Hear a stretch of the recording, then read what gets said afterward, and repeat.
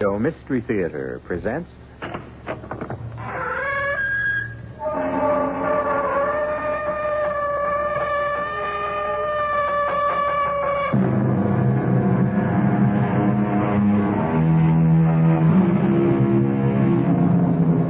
Come in. Welcome. I'm E.G. Marshall.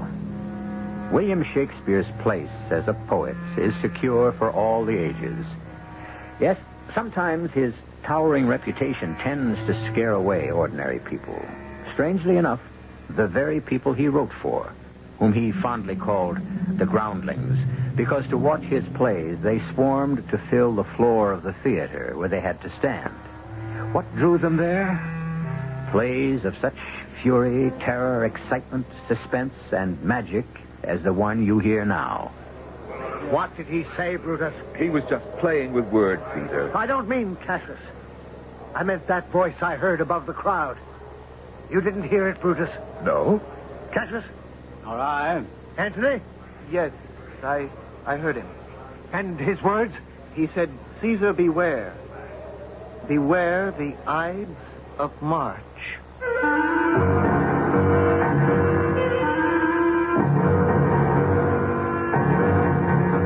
Our mystery drama, The Assassination, was adapted from William Shakespeare's great classic play, Julius Caesar, especially for the Mystery Theater by Ian Martin, and stars Norman Rose and Robert Dryden. It is sponsored in part by Buick Motor Division and Allied Van Lines. I'll be back shortly with Act One.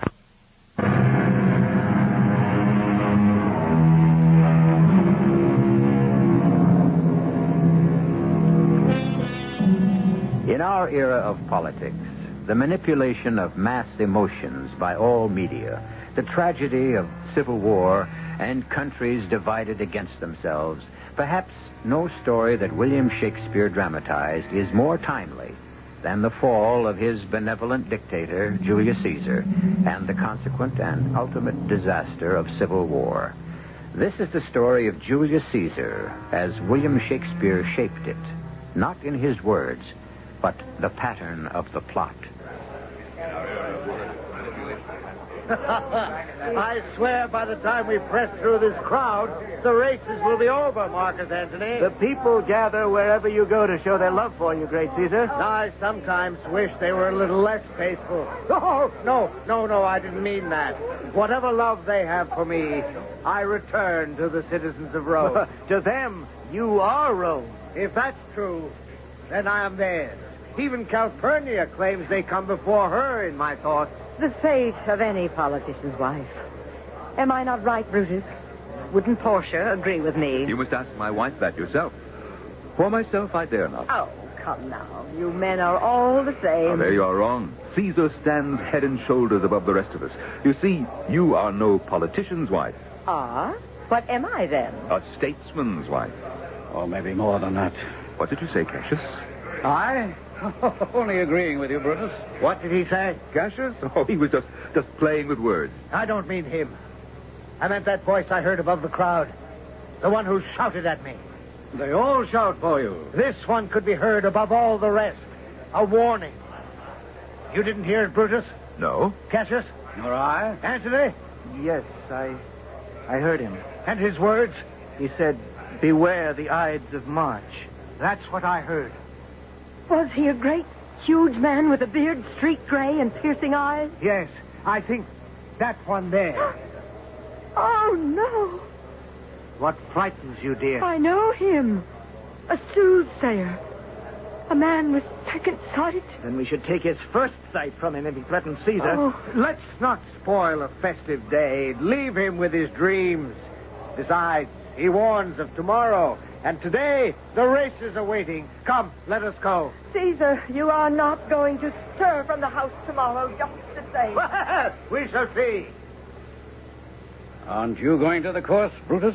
I'm not a gambling man like Antony or Caesar. Don't let me keep you, Cassius. No, I want to talk to you a moment, if I may. Why not? We are friends. I hope. Lately, I haven't been so sure, Brutus. Oh, why? Oh, somehow you seem to avoid my eyes when we meet, as if something lay between us. Does it show so openly? Yes. I can't believe it. Can you see your own face? Well, the eye doesn't see itself, except by reflection. It's too bad. What? That you have no mirrors that will reflect not only your face, but the thoughts and the man that lie behind it. What is that? Think you know? I'm afraid I do. They want to make Caesar king. And you want that no more than I do? Not from personal ambition. I have better reasons. What were you trying to tell me before you heard that shout? And what did you mean, except by reflection? That. Him. Caesar. Cassius, I don't know if I like what you seem to be trying to draw me into. Brutus, I must. Today, Julius Caesar administers the state. Tomorrow, he could rule it. And after that, what? Do we make him a god? Tell the truth. Isn't that what worries you? Yes. It should. I am trying to tell you that you are a greater man than Caesar, even myself. Ambition in you, Cassius, beyond all the triumph you've already had as a soldier? I was born as free as Caesar as you were. And I mean to keep my freedom. I'm as good a man and better. But one day in full armor, he dared me to swim with him across the Tiber. I plunged straight in and he followed. But halfway across, he was crying out, "Help me, Cassius, I'm sinking." And I had to drag us both to shore. And now, suddenly, he is a god, and I have to kneel to him. Oh, now, Cassius, be fair. None of this has happened yet, and you may easily be starting at shadows. Yet, perhaps. But listen. From the square, some new honors being awarded him. Brutus, the man imagines himself a giant with the world at his feet. And small men like you and me are little better than slaves. The tide of the time. No. Men can be masters of their fates. The fault lies not in our stars, but in ourselves if we are slaves. Brutus and Caesar. Which name sounds better? Write them, say them, conjure with them. Brutus, you are as well loved and respected in Rome. What meat does Caesar eat that he is grown so great? I knew you once when you would have faced the devil to keep your rightful place in Rome. Enough, Cassius. Enough. What you have said. You have said out of friendship. As much for our country as for you. I know that. And in fairness, I will admit what troubles you is heavy on my mind as well. I'm glad my words have shaken you even a little. Not half so much, perhaps, as the worship from the crowd. What have they offered him now? The race is over and he's coming. We'll take our old Casca aside and find out. Caesar looks angry, and Calpurnia pale and worried. And all the rest, even Antony, look shaken. Well, no matter. Casca will tell us all. If you are one of us. Don't push me too hard, Cassius. I need time to reflect. Caesar, why? Why did you not accept? It was scarcely the most opportune moment. Damn my failing. Oh, you give too much of yourself. You need rest. Caesar, what is it? The strangest thought has crossed my mind. I think I would like to have around me only men who are fat and lazy and like to sleep. Cassius there has nothing but muscle on his bones. He's lean and looks hungry to me, like a wolf. Well, surely you have nothing to fear from him. He's a noble Roman and one of us. Perhaps. He never relaxes, cares little for music or plays or games as you and I do. He is what shall I say? A secret man. No. Maybe better. A private man. You don't trust Cassius? I get a sense that he is dangerous. I must get home to Calpurnia. Come on my right side to my good ear and tell me what you think of Cassius.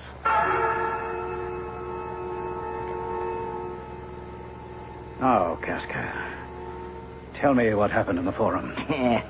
No sooner were they on the dais with all the crowd pressing round than his faithful doormat, Mark Antony, would lie down and let him wipe his feet on him if Caesar asked, offered him a crown. A crown? Well, not exactly a coronet of leaves, but there was no mistaking. He was testing the public mood. For my money, Caesar was, too. How? Yeah, you heard the mob. They screamed for him to accept, but he put it aside as if he wasn't worthy of the honor. Though I, standing beside him, could smell how much he desired it. The crowd accepted his refusal? Are you mad? It was like an audience at a play. They were all the more determined to see him crowned, so Antony offered it again. He was working them up to a frenzy. And himself, you can be sure that Antony and he had plotted the whole thing between them. So, that when it was handed to him a third time... Caesar took it? Well, I'm sure he planned to, but suddenly he fell down, frothing at the mouth and twitching as though he'd been run through by a sword. Well, bless the timing that he was taken by the falling sickness. We will not be so lucky again. And we should be ashamed that we are men of no resolve. We have our own sickness, the failing sickness. What is more fickle than the public? Then we must move fast to bring him down. Faster than you think. The word is that tomorrow in the Senate they mean to vote Julius Caesar king. He will wear that crown. I know where I will wear this dagger. I will be no man's slave. Nor I. The gods speak in anger, too. A good omen for us. Are we enough to carry it through? Yourself, myself, Trebonius, Ligarius, Decius, Metellus, Cimber, and Cinna. 7 we can count on. If we were 17 or 70, we wouldn't be enough without... Yes, without Brutus. He's the key. Can we win him to your cause? He is 3/4 of the way our man already. We need only some device to tip the scales. Can he be bought? Oh, No. I don't mean with gold. With power. no, he's too honest a man to care for either. There is no such a man. Everyone has his price. Huh. I know how to make Brutus one of us. Yes, to lend his name and leadership so the sheep may run for us and not for Caesar. How? We must all together write messages as though they came from the common people. Wrap them in stones and fling them through his windows tonight. What messages? Messages that call for the downfall of Caesar before he makes himself a god. And the common man of Rome spends the rest of his life in slavery. Let Rome remain a republic and let us be free men. That's all I ask to fight for. Then we all stand with you. So we are bound in blood. And no man bears the blame alone. And we make sure that death...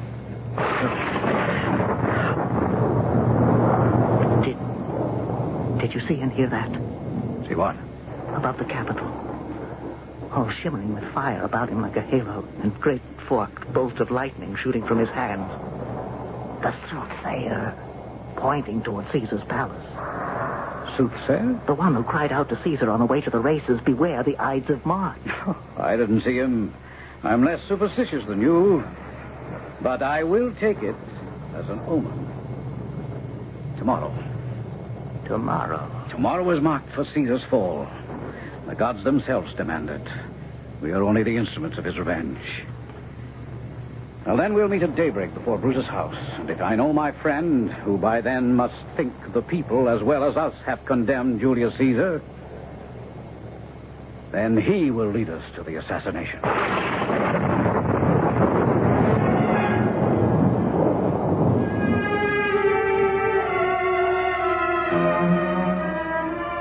Over 2,000 years ago, the world was as troubled as it is now. But what is desperately sad is that the struggle for power and the motives of the men who waged it have changed so little. I shall return shortly with Act 2.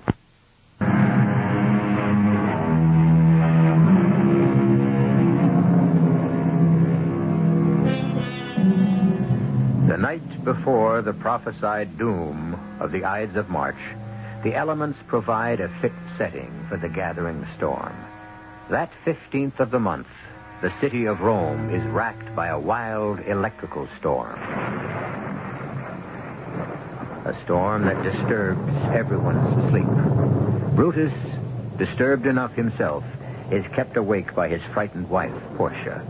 And while Brutus wrestles with his conscience, he finds no sleep, as Cassius, Casca, and the other conspirators hurl messages, presumably from the people, through the windows of his house. How can I sleep, facing the fact that if I will not see Caesar made a king, no more than that, an emperor, I have to face that other fact, that he must die. Oh, still another petition, and this time breaking my favorite urn. Are you asleep, Brutus? Awake yourself. Must Rome lie prostrate under a tyrant's foot? Are you not man enough to come forward and save the Republic? My lord, what was that crash I heard? Portia, my darling, sleep while you can. There's nothing to worry about. Oh, no, not the Grecian urn. Shattered in pieces. Oh, why? How? Another stone through the window? Another message? It seems that few can sleep tonight. Few? Oh, what's happening, Brutus? It's only a matter of state. It can quickly be resolved, but needs to be in shape for tomorrow's events. Portia, do you love me? Oh, with all my heart. Go back to bed, and I will join you as soon as I can. Please. Brutus, be careful. I will take care. But of what? I dare not tell you. Who are you? Your brother Cassius and friends. Forgive us for intruding on your rest. Who rests tonight in Rome? Come in. Come in. I ask again. Who are you? Not one man among us who does not honor you or does not wish you held the same opinion of yourself which every noble Roman bears. Trebonius. Welcome. Decius. Most welcome too. Casca, Cinna, Metellus, Cimber. All welcome. But for what purpose? Where is the east? That window there. Then look beyond the storm, Brutus. A new day rises. The Ides of March. Cassius, come aside with me a moment. I want to talk to you. Excuse us, gentlemen. Cassius, what brings you here in the middle of the night? I think you know. Caesar. Yes. Would all these stand with us? If you were with us. They know it must be by his death. Beneath the cloaks that shielded them when I brought them here, each man has a dagger like this. I have no personal spite against him, and yet... And yet he will be crowned king. It's his ambition that we destroy, not the man himself. Before the serpent's egg is hatched, it must be crushed. Come, brothers. I think we know our cause. Is it Caesar alone who is to die? No, Mark Antony is too close to Caesar. If he outlives him, he's shrewd enough to bring us down. Let them fall together. This is no bloodbath, Cassius. Cut off the head. But we will not hack at the limbs. We kill Caesar boldly, not in anger. Carve him as a dish fit for the gods. A sacrifice. Let us be remembered as purgers, not murderers. Brutus is right. Mark Antony is as helpless as Caesar's arm when Caesar's head is cut off. I still fear Antony. Caesar only. Now, it is time for us to part. There is one drawback. It's doubtful if Caesar will come to the capital today. Why? He's superstitious lately. Don't forget the soothsayer who warned him to beware the Ides of March. This very day? Leave Caesar to me. I promise you that I will bring him to the capital. Very well. When and how do we strike? It must be openly, before all. Let's see. Yes, why not? Metellus has a suit for Caesar to give amnesty to his banished brother, Casca, Cassius, and I will press this suit while Trebonius draws Antony aside. The others gather about Caesar, and on a sign, we strike. Agreed? Good plan. Agreed. Then let us meet at the capital. Till then. Till then. All right. The sun is rising on the Ides of March. Oh, Caesar, you should beware. Forgive us for what must be done. What must be done? Portia, why didn't you stay in bed? It's a raw, cold morning and bad for your health. I'm afraid, Brutus. Who were those men who came here, hiding their faces in their cloaks, coming by night like criminals? Something awful has happened or is to happen that makes you sick at heart. Oh, my darling, I want to share your grief. Hush, darling. Nothing for you to worry about. I'm your wife, not your mistress. Don't I deserve your confidence? What is it, Portia? Nothing but my sickness. Oh, help me back to bed. I'll carry you back to bed. Your heart against mine. Oh, you are the dearest thing in life to me. Accept my honor. Perhaps after all, I don't want to know. Oh, Brutus, take me to bed. And let us try to get some sleep. Sleep. I wonder if anyone in Rome sleeps sound tonight.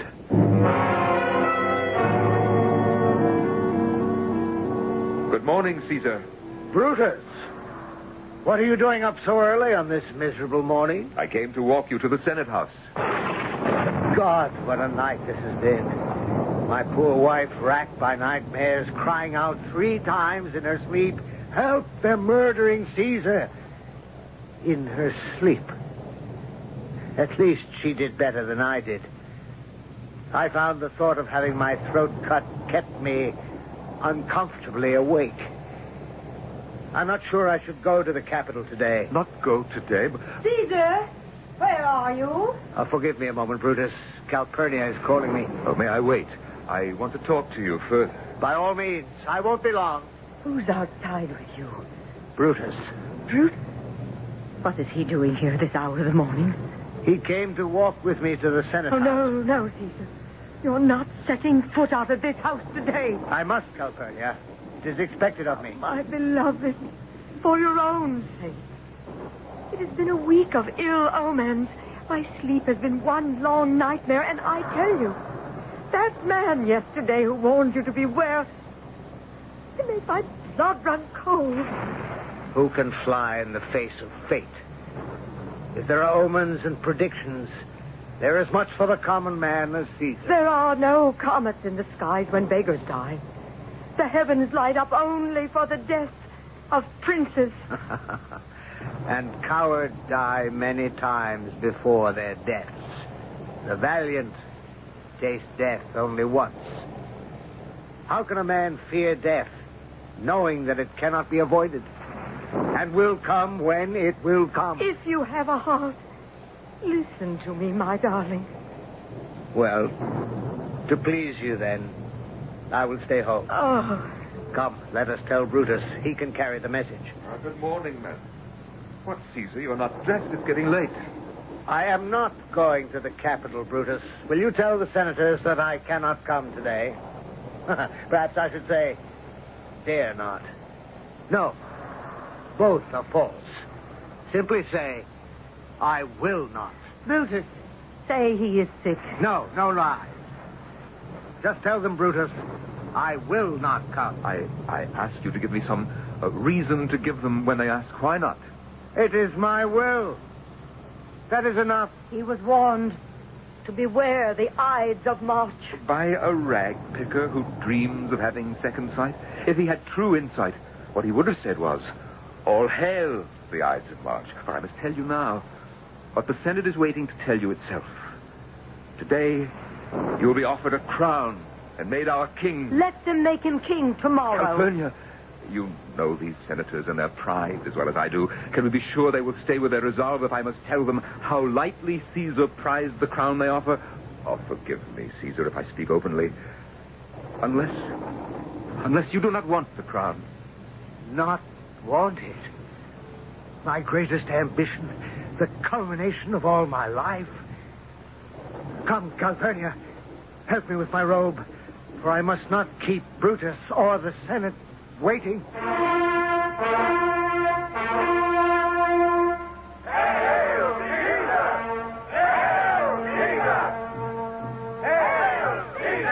And to you, my fellow senators, all hail. Well met, friend Cassius. And you, good Casca. Where's Antony? I believe he has some business with Trebonius. Where is... Oh, yes, I see. It must be very intriguing from the way they have their heads together. Cassius, are we all ready? Yes. And Cascus has to waste no time, for there's some chance our intentions may be known. Then this is the hour. Caesar, may I and some others take you aside for a moment before the general business begins? Today I could refuse no man any request. What is it, gentle Brutus? In the matter of Trebonius' suit. For amnesty for his friend Metellus' brother. To repeal the decree of banishment. Ah, now I see why Trebonius is bending Antony's ear. But all in vain. We all know the reasons involved. Don't question me any further. Just accept that someone must lead and be unshaken. Why else do you pick me for the honor you intend? Caesar. No, Casca, no more words. Then my hand shall speak for me. And me! Cassius! Ligurius! Metellus! Decius! Oh, even you, Brutus. Liberty! Freedom! Tyranny is dead! Proclaim it in the streets! Come go to the common pulpits and cry out, liberty, freedom, and equality! Senators, have no fear. What's done is done. Ambition's debt is paid. Where's Antony? He's approaching now. Brutus, don't trust him. Leave it to me. Is he dead? Antony, ambition is the most deadly of all diseases. And Caesar was infected? Do you doubt it? If you assure me so. Who doubts Brutus's word? But he was my friend, let me say it openly. If you think that I bear the contagion too, then kill me now. Brutus. Our quarrel was with one man only, and his ambition. If you are one of us and wish to protect the Republic, then give us your hand. Let us all dip our hands in his blood, and then forswear each other. Well said. I make only one request. That as a friend, I may say a few words from my heart about him at the funeral. That is only fair. And unwise. Hush. First, let us go and state our case before the Senate and explain why what has happened had to be. The rest will wait for the future to exonerate us. Oh, mighty Caesar, do not lie so low. You will be revenged. Oh, pardon me, you bleeding piece of flesh, that I am meek and gentle for the moment with these butchers. Our time will come when every knife wound in your body will open like a mouth and cry for justice. Cry more than that. Cry havoc and let loose the dogs of war! The tragedy of history, as Shakespeare knew, and the world can never seem to learn, is that violence only begets more violence. I shall return shortly with the final act.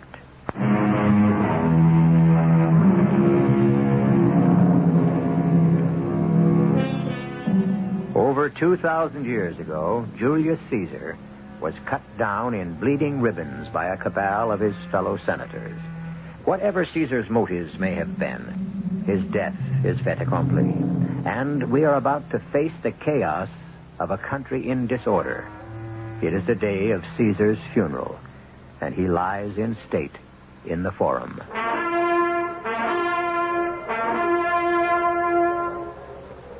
Brutus, I hope you know what you have done to allow Antony to speak at his funeral. I shall speak first, and reason will and must prevail. Hush.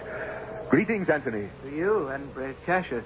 We welcome your eulogy over Caesar's body, but remind you that for the sake of the Republic, you must not blame us, though you will, as a friend, speak all good of Caesar. You may speak fair, Antony, but do not try to stir the passions of the crowd. Cassius, I am a soldier, not an orator. I only pay my respects to the dead. Well spoken. I can only hope my eulogy will do him justice.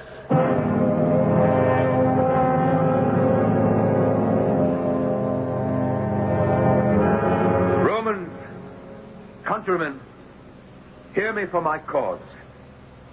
What I have done was not because I loved Caesar less, but that I loved our country more. As Caesar loved me, I weep for him. As he was valiant, I honor him. But as he was ambitious, I slew him. I slew my best friend for the good of Rome. And here in my hand I have my own dagger when it shall please my country to ask my death. No! Good citizens, citizens, let me depart alone in my grief. And for my sake, stay here with Antony and listen to his farewell to the great man we have lost. Antony. Can a man be too honest for his own or anyone's good? If he can, there he goes. Brutus, my friend. And fool, so it may prove. Hush, Antony. Friends, Romans, countrymen, I come to bury Caesar, not to praise him. The evil that men do lives after them. The good is so often interred with their bones in the grave. So, let it be with Caesar. The noble Brutus says he was ambitious, and this must be true. For Brutus is an honorable man, if false. And grievously has Caesar paid for it. But I am here under leave of Brutus and the rest to speak over the corpse of my dear friend, whom Brutus, that most honorable man, has said was ambitious. Enough. You said enough. Too much, I begin to realize. But you cannot stop him now. He has caught the crowd. Only yesterday, the word of Caesar could have stood against the world. Now, he lies there, with none to do him reverence. Oh, Romans, if I were disposed to stir your hearts and minds to mutiny and rage, I should do Brutus wrong, and Cassius wrong, and all those honorable men who brought him here. My God, that is enough.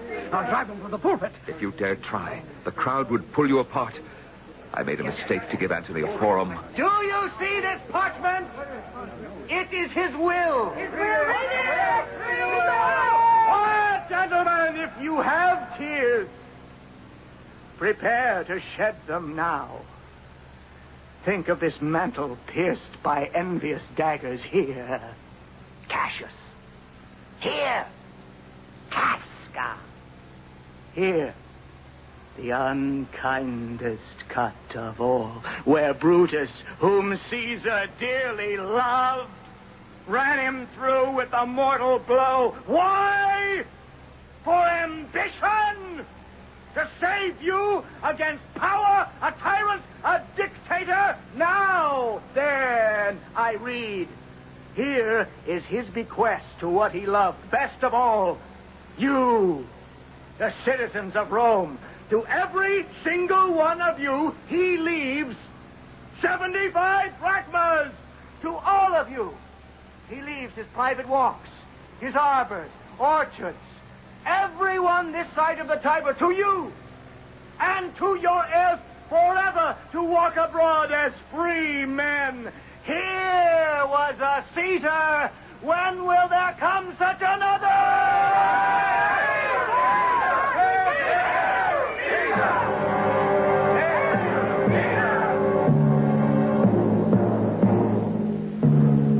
I knew we should have killed Antony, too. I was wrong. Not in what I did, but in what I did not do. Now our lives are in peril. What steps do we take? Antony will league himself with Caesar's nephew, Octavius. And with all the city behind him, he has an army ready-made for the field. He has no talent to rule. His triumph is temporary. But strong enough this moment to present us with our heads. If we're wise, we will start at once to levy armies. Or there will be civil war.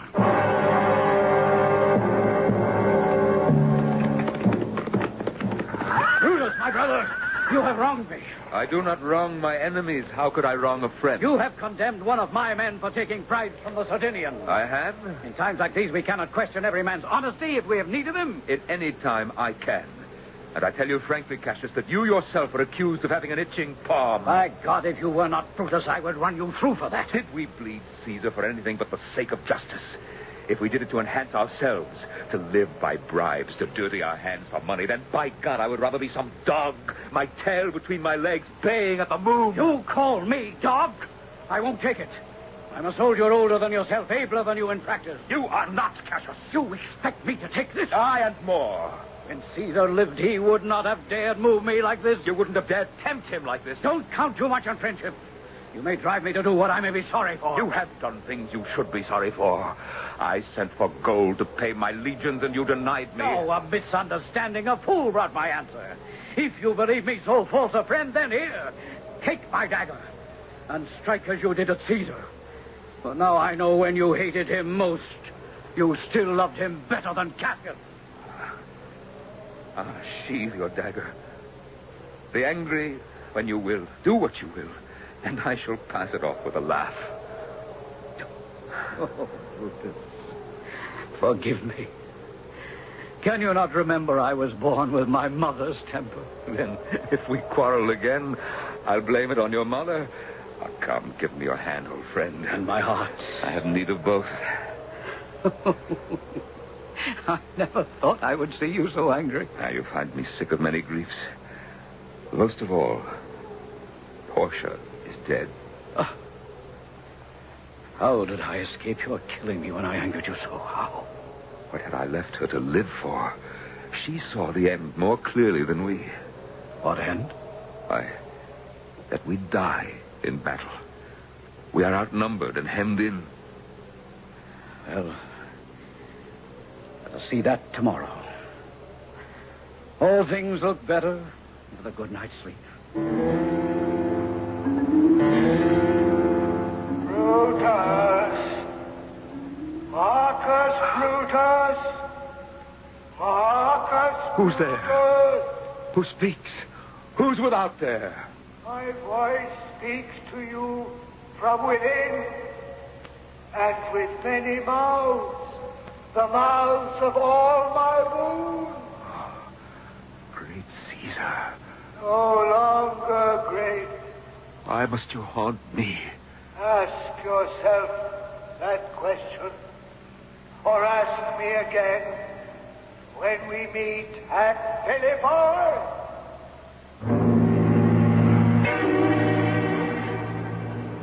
We must march on Philippi, Cassius.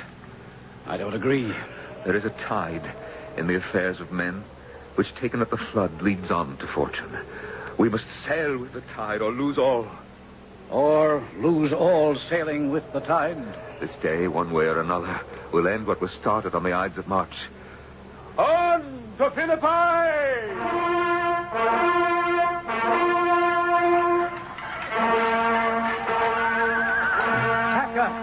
How goes the battle? Against us, Captain. We are outnumbered and outflanked. And Metellus? Dead. Drowned beneath the horse's hooves. Cinna, too, and Ligarius. And I will not live from the thrust where Antony ran me through. And Brutus?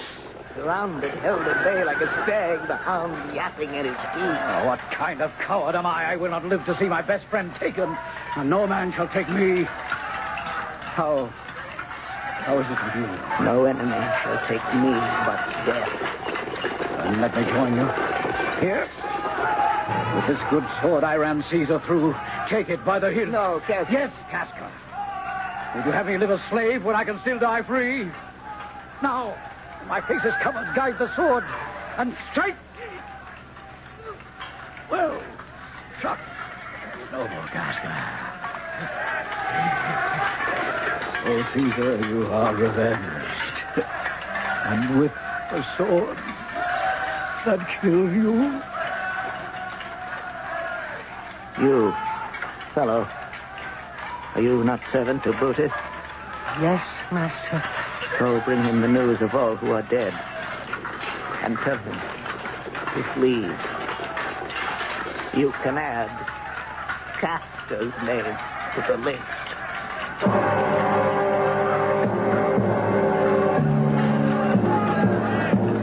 All gone, Strato. By your leave, sir. Ligarius, Decius, and Trebonius, too. Only I am left.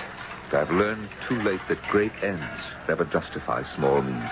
Wait for me a moment. I have business in my tent. Marcus Brutus. Marcus Brutus. Is it you, Caesar? Yes. We meet again at Philippi, as you promised. Have you come for me? All the rest have fallen, as I did. Oh, forgive Caesar. Oh, Strato. Yes, my lord. Strato, By this paper here, I make you a free man. A life for a life. If you do me one last favor in exchange, hold my sword. Oh, no, my lord. Hold it. Steady and true, while I run upon it as you love me. I could not do it for less than love. Then, steady. Oh, my... Oh. Caesar, now be still.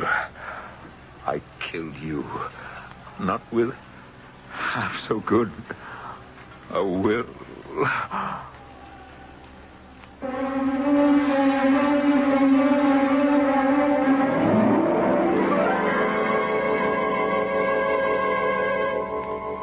No better epitaph from me than Antony's words when he found Brutus dead. All the conspirators, save only he, did what they did in envy of great Caesar. This was the noblest Roman of them all. I shall be back shortly.